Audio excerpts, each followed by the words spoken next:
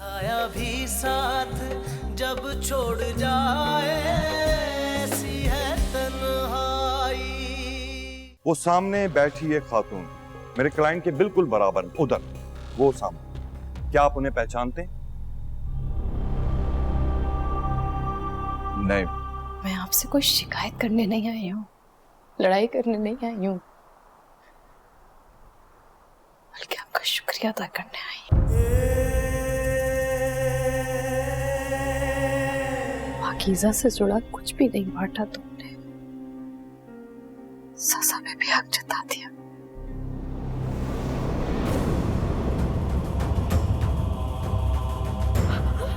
अम्मी, अम्मी, अम्मी उठे। हमजा, हमजा। साया भी साथ जब छोड़ जाए।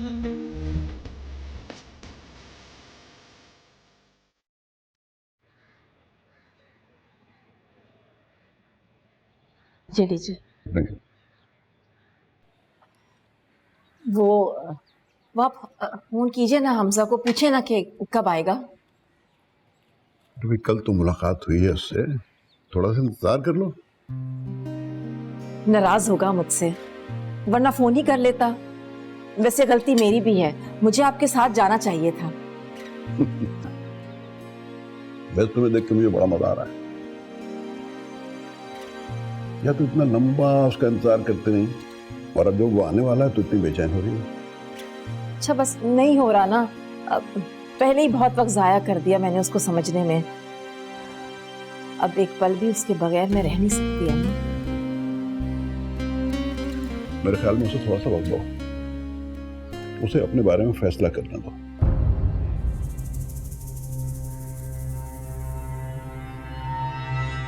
वो खुद फैसला करके किसी नतीजे पे पहुंचे तो ज्यादा बेहतर है।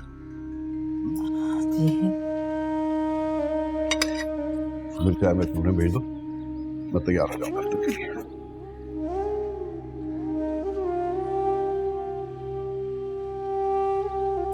शहनाज, साहब की चाय कमरे में ले जाओ।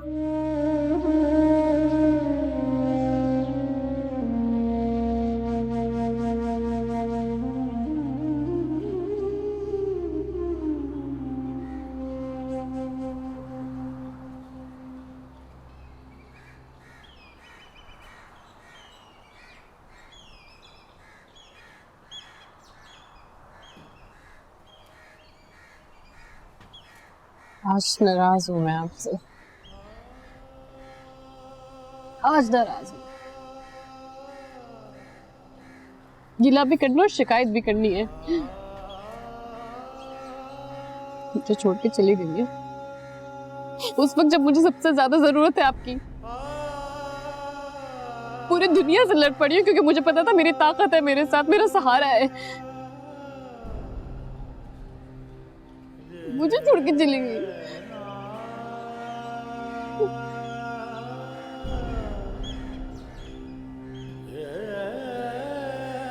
किससे लड़ूं?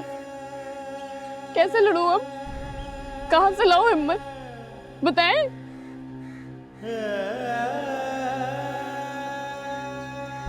अच्छा नहीं किया है आपने, बिल्कुल अच्छा नहीं किया है, बिल्कुल अच्छा नहीं किया है।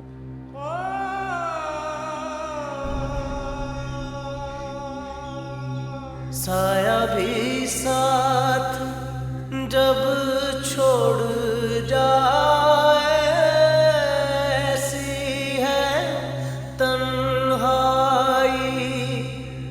रोना चाहूं तो रोना चाहूं तो आंसू ना ऐसी है तन्हाई। साया भी साथ जब छोड़ जाए ऐसी है तन्हाई। शायद सारी रात वो दरवाजे के आगे बैठी रही होंगी, इस उम्मीद पे कि मैं दरवाजा खोल दूंगी, उनकी बात सुन लूंगी। लेकिन मैंने उनको ना उम्मीद कर दिया पाकीज़ा।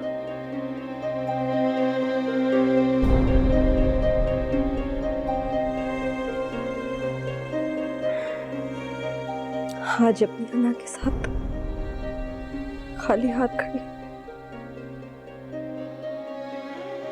अपनी नफरत में इतनी आगे बढ़ गई थी मैं कि एक मौका नहीं दिया उनको मैंने अपनी सफाई पेश करने का।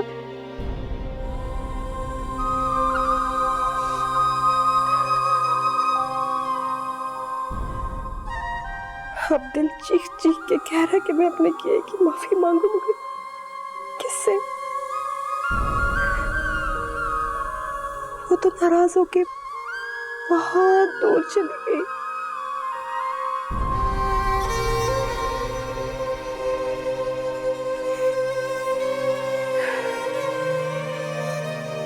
नहीं अभी अम्मी कभी भी नाराज नहीं होती थी हमसे। वो तो सिर्फ परेशान होती थी हमारे लिए। और जब कभी नाराज भी होती थी ना, तो उस दिन की नमाजों में हमारे लिए और भी ज्यादा दुआएं करती थी।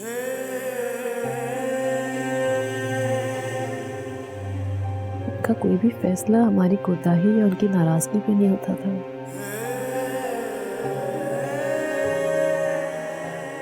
सिर्फ हमारी भलाई के लिए होता।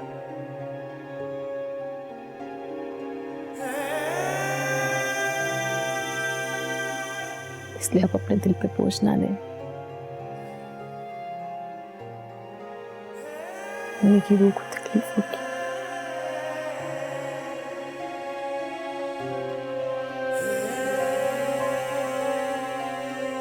जिंदगी तो खुदा की अमानत होती है आप ही। उसने अपनी अमानत वापस ले ली है मुझसे। हमें रोना नहीं है, हमें खुश रहना है एक दूसरे के लिए, अम्मी के लिए, उनकी की हुई दुआओं के लिए, क्योंकि वो हमें देख रही है।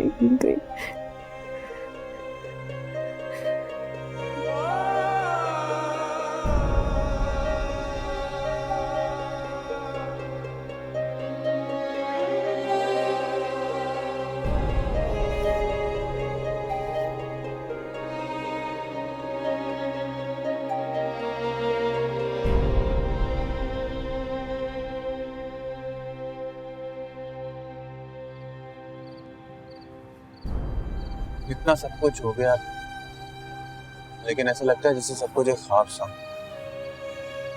जैसे सब कुछ एक लम्हे में बदल जाएगा। एक लम्हे में ही तो सब कुछ बदला, बिखर गया था सब कुछ।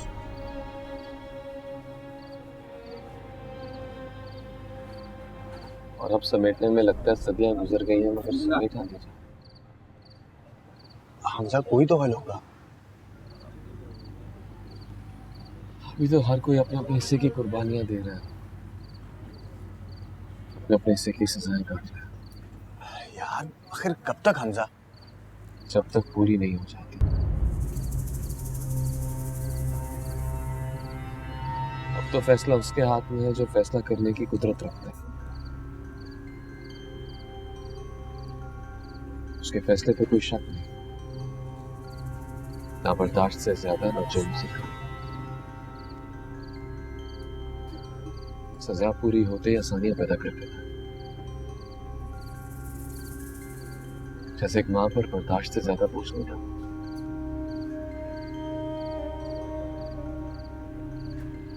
वो जिस जगह आ खड़ी हुई थी, उनके लिए मुमकिन नहीं था कि दोनों बेटियों का सामना करें। उसने मुश्किल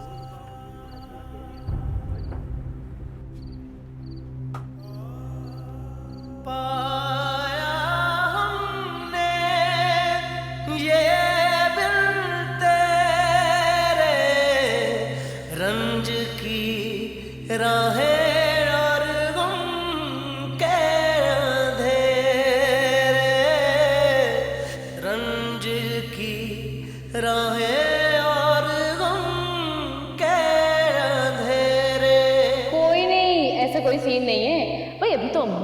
साथ साथ बैठेंगे, हम लोग चिलिंग करेंगे, मैं अम्मी की खिदमत करूँगी, पाँव दबाऊँगी। अभी 7-8 साल तक तो कोई प्लान नहीं है हमारा। अच्छा अच्छा, मेरा बस चले तो तुम दोनों की रुखसती इकट्ठे कर दो। क्यों अम्मी, इतना बोर हो गए हैं हम दोनों से? बोर नहीं होगी, खुशकिस्मत हो। अल्लाह ताला ने मुझे मौका दिया है कि मेरी दोनों बेटियां घर से इज्जत के साथ रुखसत हो गई।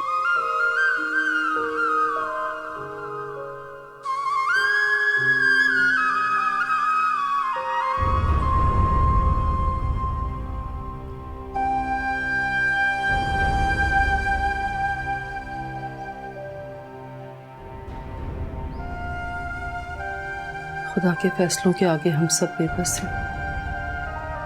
जिंदगी और मौत सिर्फ उसी के हाथ में है, और ये बात तुमसे बेहतर कौन जान सकता है भला। दुनिया की नजरों में शायद तुम्हारी अम्मी का फैसला गलत हो, मगर उस वक्त उनके लिए यही सबसे बेहतर फैसला था। और यकीन करो, उस रात अस्पताल में तुम्हें छोड़कर आते हुए वापसी का हर कदम उनके लिए आसान नहीं होगा। और ये बात मैं कभी ना समझ सकती अगर एक माँ ना होती।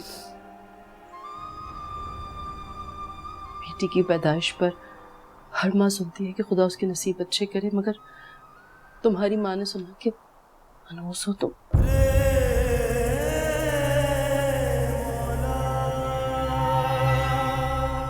बस उसी दिन से उसकी और इस माशरे की जंग शुरू हो गई। 24 साल तक तुम दोनों बहनों के लिए ढाल बनी रही, खुद को कमजोर नहीं पड़ने दी। अपनी जात पर हर हमला सहा उन्होंने, मगर उस दिन कमजोर पड़ी जिस दिन तुम्हारी जात पर पहला हमला हुआ। 24 घंटे में ही टूट फूट गई।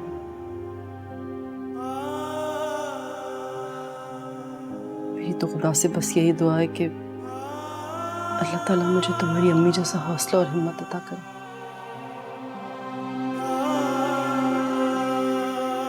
खुद बिखर गई मगर तुम्हें संवार गई, इस काबिल बना गई कि दुनिया की आंखों में आंखें डालकर जंग लड़ सके, अपने हिस्से की, किज़ा के हिस्से की।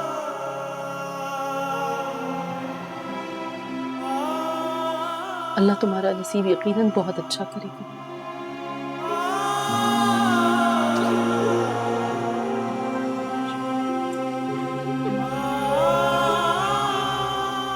अल्लाह तुम्हारे लिए बहुत आसानी करेगा। अब तो दिल रूठे दर्द मनाए, ऐसी है तन्हाई, साया भी साथ जब छोड़ जाए, ऐसी है तन्हाई। क्या बात है पाकीज़ा, आप कुछ परेशान लग रही? परेशान नहीं हूँ, बहुत कमजोर महसूस कर रही हूँ। पाकीज़ा अब तो जीत बहुत करीब है, हर वक्त कमजोरी। दुआ के लिए उठने वाले हाथ जो नहीं रहे साथ साथ।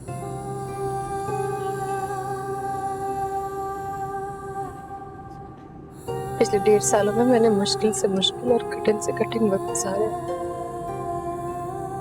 लेकिन एक उम्मीद थी कि कोई है जिसकी दुआओं में मैं शामिल हूँ। मुझे हिम्मत थी मेरी माँ की, जो मैं आज यहाँ मौजूद हूँ।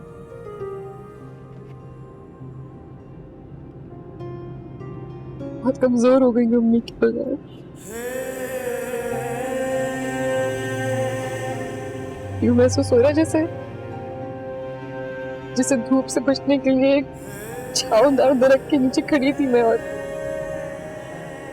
किसी ने वो उखाड़ फेंका।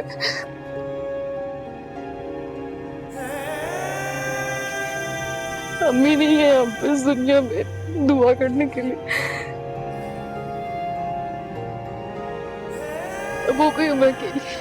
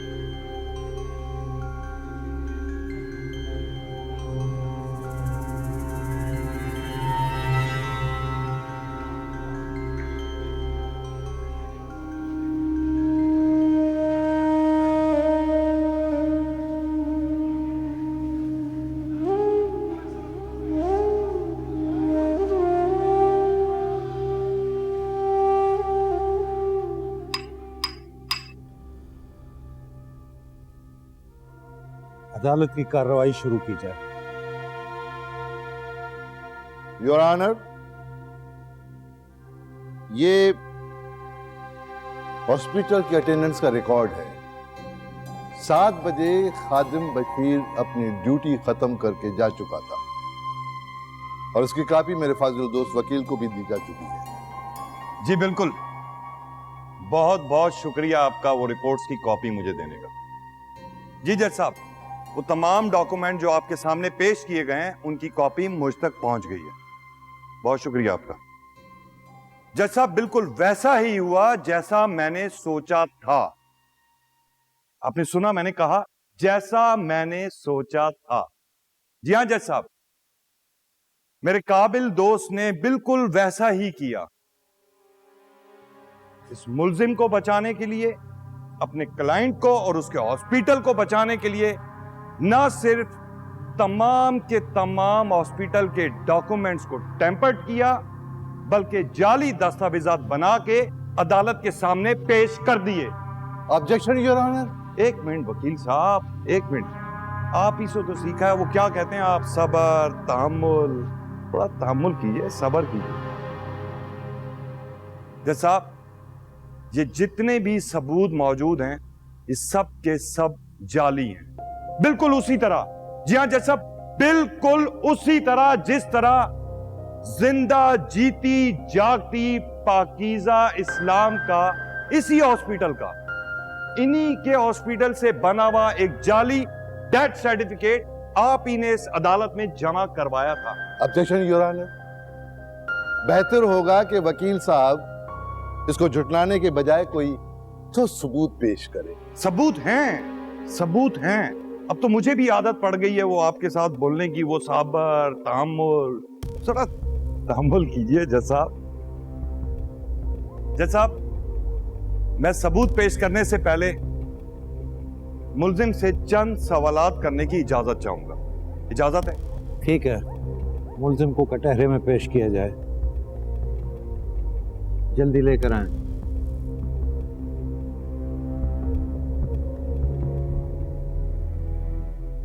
मुल्जिम खादिम बशीर। तो 30 सितंबर की रात 30, मेरी बात समझ आ रही है आपको? 30 सितंबर की 7 बजे आप कहां थे? ड्यूटी ऑफ करके चले गए थे या अस्पताल में मौजूद थे? मैं आपसे पूछ रहा हूं, 30 सितंबर को 7 बजे आप ऑफ करके चले गए थे या अस्पताल में मौजूद थे? रिकॉर्ड बुक में अगर लिखा है तो। मैं आपसे पूछ रहा हूं, जा चुके थे, हाँ या ना?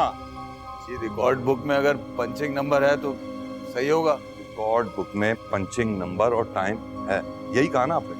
वही बता रहा हूँ वकील साहब। थे या नहीं थे? सिर्फ हाँ या ना में बताएं, आप उस वक्त थे या नहीं थे? ड्यूटी पर आते जाते वक्त जो है पंच करना पड़ता है, टाइम पंच करना पड़ता है। ओके, बहुत अच्छा सबक रटवाया है वैसे आपने। जज साहब, ये कुछ मैं आपको दिखाना चाह रहा हूं, प्लीज।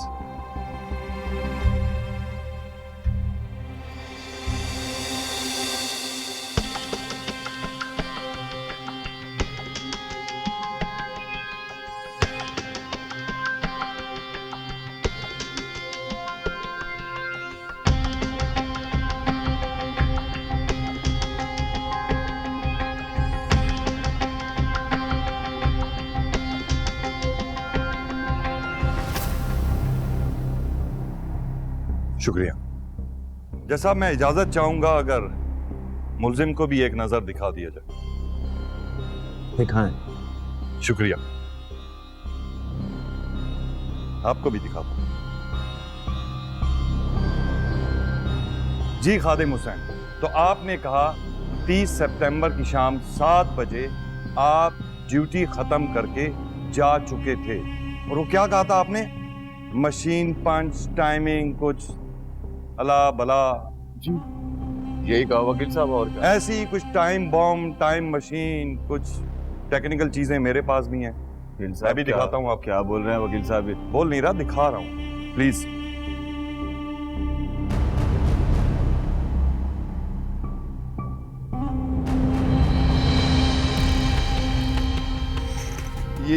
ये तो सरासर झूठ है, ये तो जाती है, तो मुझे फंसाया जा रहा है मुझे।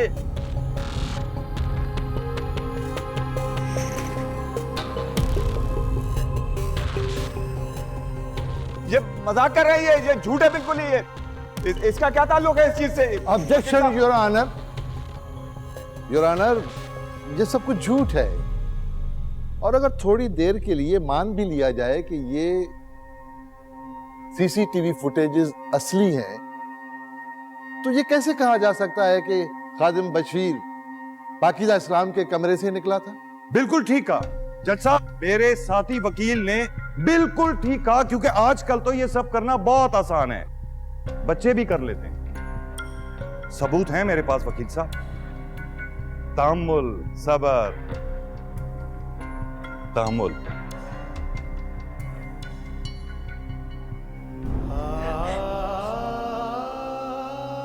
माफी मांगती हूँ मैं तुमसे।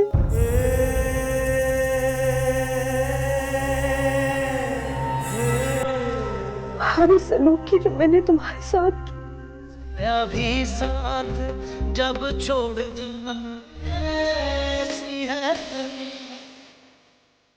जज साहब, 30 सितंबर की ये उसी अस्पताल की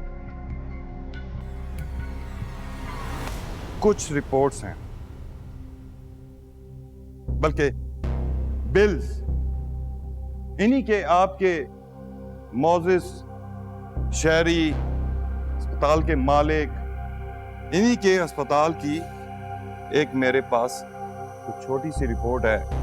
मेरा ख्याल है शायद बिल वगैरह का कुछ है। SP11, SP11, 11, room number special ward 11। ये उसके कुछ बिल्स हैं। इसमें मरीज का नाम, डेट, टाइम, सब कुछ मेंशन है। इस सबसे साफ जाहिर है कि मेरी क्लाइंट पाकीज़ा इस्लाम 1 माह तक इसी रूम में उनका ट्रीटमेंट किया गया, इस अस्पताल में ज़ेरे इलाज थी। और यह बिल डॉक्टर साद की सैलरी से अस्पताल को अदा किया गया। अगर आपकी अभी भी तसल्ली नहीं तो कुछ और भी अमालनामे हैं छोटे मोटे मेरे पास। इजाजत है सर? जज साहब, ये रिपोर्ट 18 नवंबर की है। मैं दोबारा डेट दोहराऊंगा, 18 नवंबर। मेरी मौकला का ये टेस्ट इनको डिस्चार्ज करने से ठीक 1 दिन पहले किया गया। जज साहब, इस रिपोर्ट में मेरी मौकला की प्रेगनेंसी वाज़ेह तौर पर 4 वीक्स की पॉजिटिव शो हो रही है। जज साहब, मेरी मौकला का तकरीबन 4 माह इस हॉस्पिटल में इलाज हुआ, जिससे साफ जाहिर होता है कि मेरी मौकला के साथ जो कुछ भी हुआ इसी दौरान हुआ। और जैसा सबसे ज्यादा काबिले गौर बात, ये जो आपको सीसीटीवी फुटेज मैंने दिखाई है, उसमें वाज़ेह तौर पर रूम नंबर देखा जा सकता है, और रूम नंबर SP11, जहां से मुल्जिम खादिम बशीर उस कमरे से बाहर आता नजर आ रहा है। और जैसा एक और काबिले गौर बात जो कि सबसे ज्यादा जरूरी है, यह रिपोर्ट शहर के किसी और हॉस्पिटल की नहीं बल्कि इन्हीं के अस्पताल की है, जहां से पाकीज़ा इस्लाम का डेथ सर्टिफिकेट इशू किया गया था और वकील साहब ने अदालत को गुमराह करने के लिए पेश भी किया था।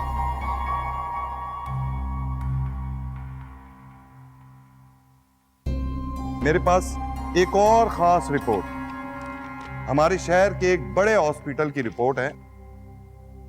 इसमें भी मेरी क्लाइंट का नाम, प्रॉब्लम, टाइम, डेट, सब कुछ मेंशन है, और इसमें साफ साफ लिखा हुआ है कि मेरी क्लाइंट पाकीज़ा इस्लाम का मिसकैरेज हुआ था। जज साहब, इस सब के बाद साफ साफ जाहिर है कि अब तक अदालत की आंखों में धूल झोंकी गई। जितने भी दस्तावेजात जाली बनाकर पेश किए गए वो जाली नहीं बल्कि जाली ही थे, फेक डॉक्यूमेंट्स थे।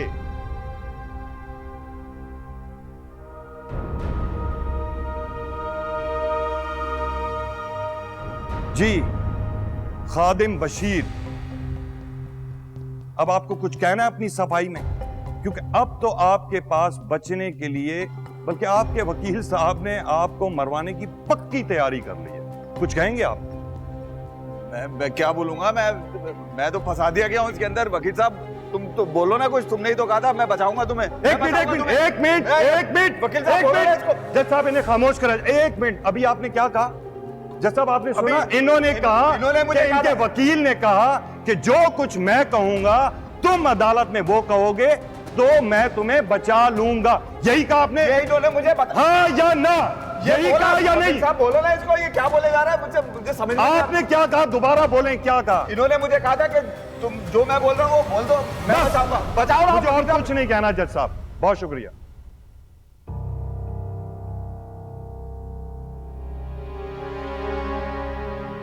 आपने कुछ कहना है?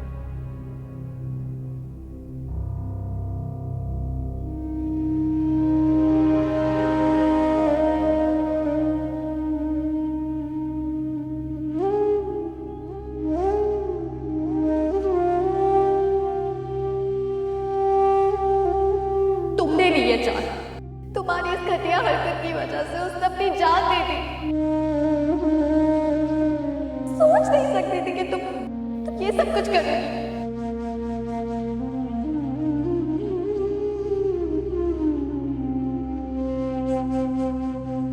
मैंने ये सब कुछ जानबूझ के नहीं किया यार, मैंने तुम्हें जानबूझ के नहीं छुपाया। मैं डर गई थी कि मैं तुम्हें बताऊं। चली जाओ यहाँ से।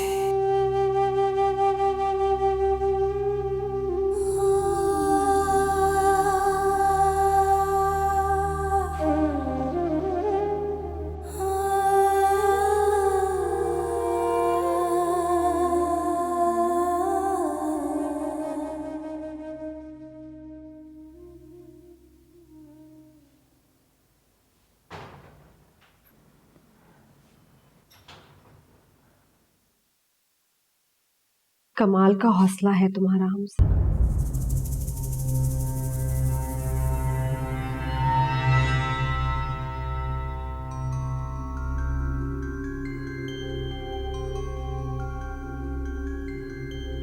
कौन सी अजियत है जो मैंने तुम्हें नहीं दी? कैसी कैसी तकलीफ नहीं पहुंचाई मैंने तुम्हें, लेकिन तुम्हारा हौसला नहीं टूटा। जानती हूं तुम कोई शिकायत नहीं करोगे, मगर मैं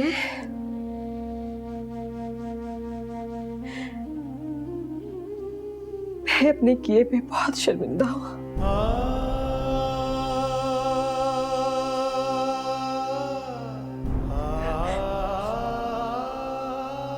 माफी मांगती हूं मैं तुमसे।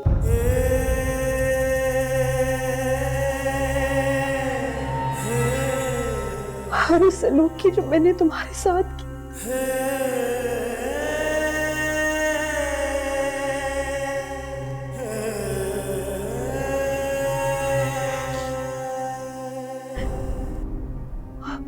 और ये भी चाहती हूं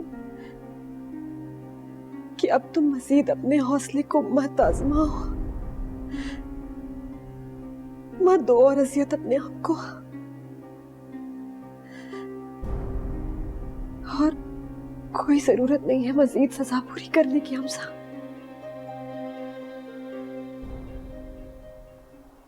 तुम अपनी जात का फैसला करने के लिए आजाद हो।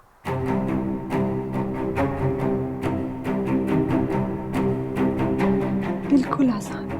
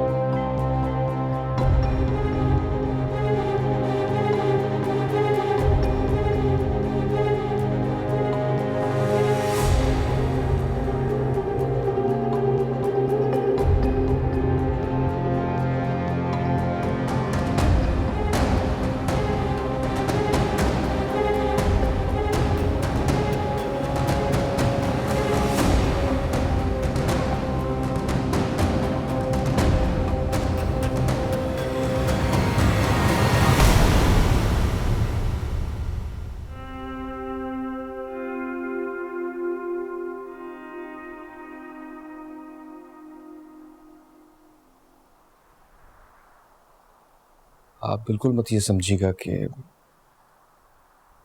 आप मुझ पर कोई बोझ है।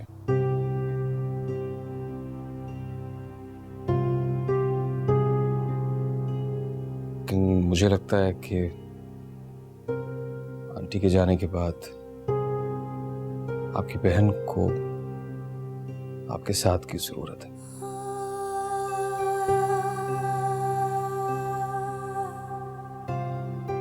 इसलिए आपको उनके पास मुमकिन नहीं है मेरे लिए।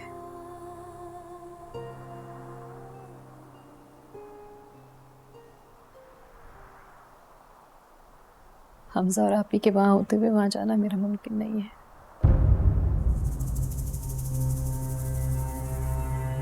ये चीज जितनी मेरे लिए तकलीफ दे होगी उससे कहीं ज्यादा उन लोगों के लिए होगी। नहीं जा सकती, जाओगे तो नहीं जा सकती।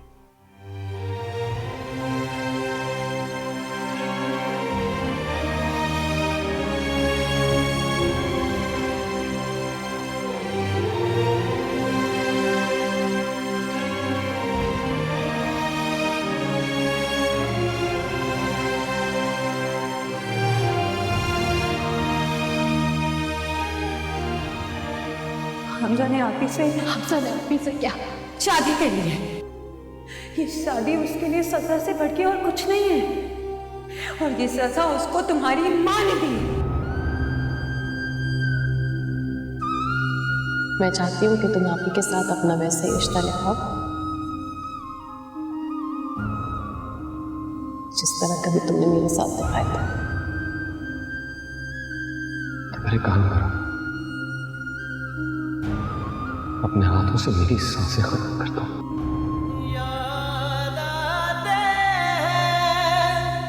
बीते जमाने जब तुम आए थे हमको मनाने,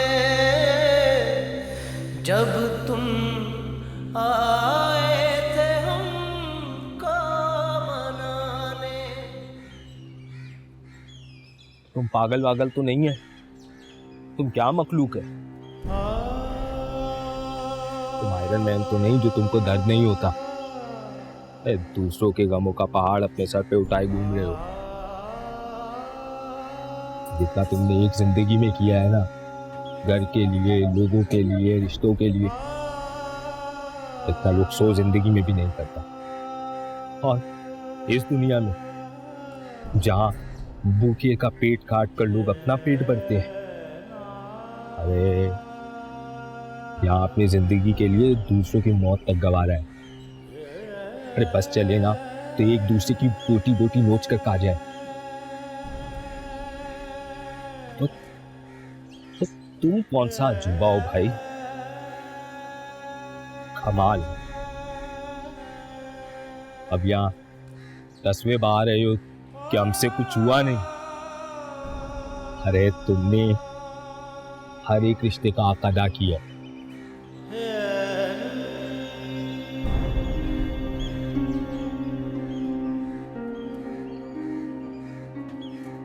एक रिश्ते का हक अदा करना बाकी है अभी। अब ये कौन सा रिश्ता है? एक और गम का पहाड़।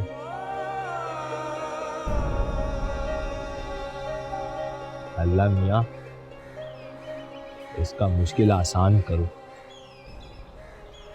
लगता है सुधरने का मूड नहीं है इसका।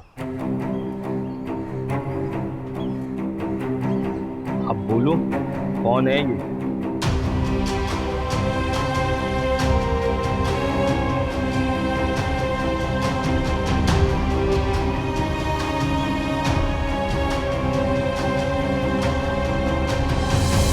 मनाने की कोशिश मत करना मुझे। क्यों आए हो यहाँ? बताओ क्यों आए हो यहाँ? ये देखने के लिए कि तुम्हारे बगैर तुम्हारी माँ कैसे तड़प रही है।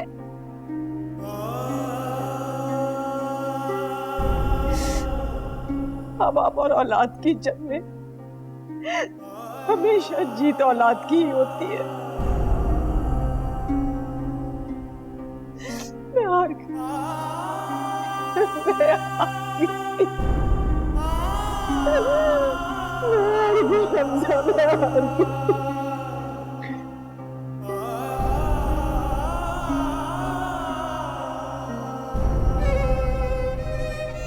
तो गले से लगा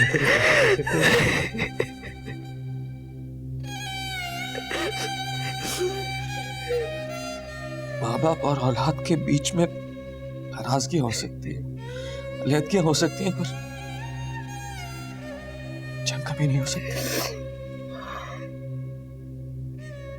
और रही बात हार और जीत की, वो हारा तो मैं हूं, कभी अपने माँ बाप के सामने, कभी दुनिया के सामने, कभी अपने सामने, और कभी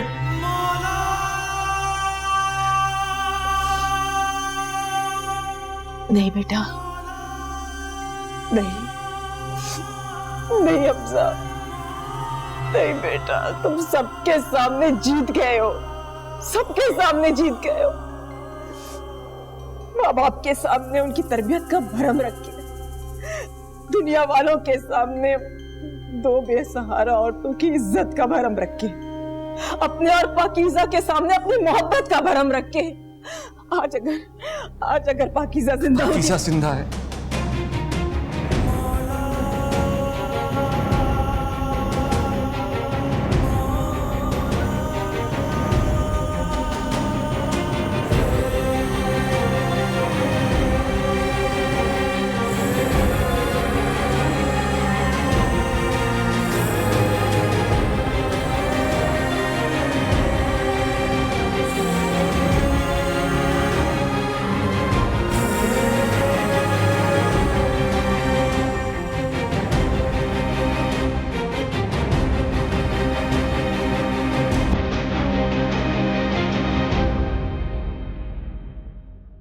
साया भी साथ जब छोड़ती है।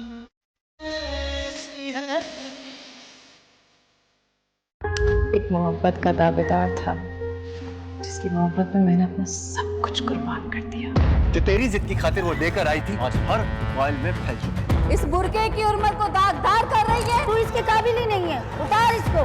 मैं एक बद किरदार औरत हूँ, फैसला हो चुका है। मेरी बेटी की इज्जत का तमाशा बनाकर क्या सुकून मिला तुम लोगों को? मेरा मुजरिम है हमजा। देखिए, जब बर्दाश्त से बाहर हो तो फिर देने के लिए एक ही चीज रह जाती, खुद पर होने वाले जुल्म पर खामोश एहतजाज न करें, बल्कि उसका डट कर मुकाबला करें। मैं पाकीज़ा इस्लाम, रेप हुआ है मेरा। झूठा मुकदमा बनाया गया है, फंसाया जा रहा है मुझे। वो तस्वीरें आपने किसके लिए ली थी? वो तस्वीरें ये इजाजत बिल्कुल नहीं देती कि कोई भी शख्स मुझे अपनी हवस का निशाना बना सके। अपने हाथों से मेरी सांसें खत्म कर दो, क्योंकि जो कुछ तुम चाहते हो वो मेरे लिए नामुमकिन है।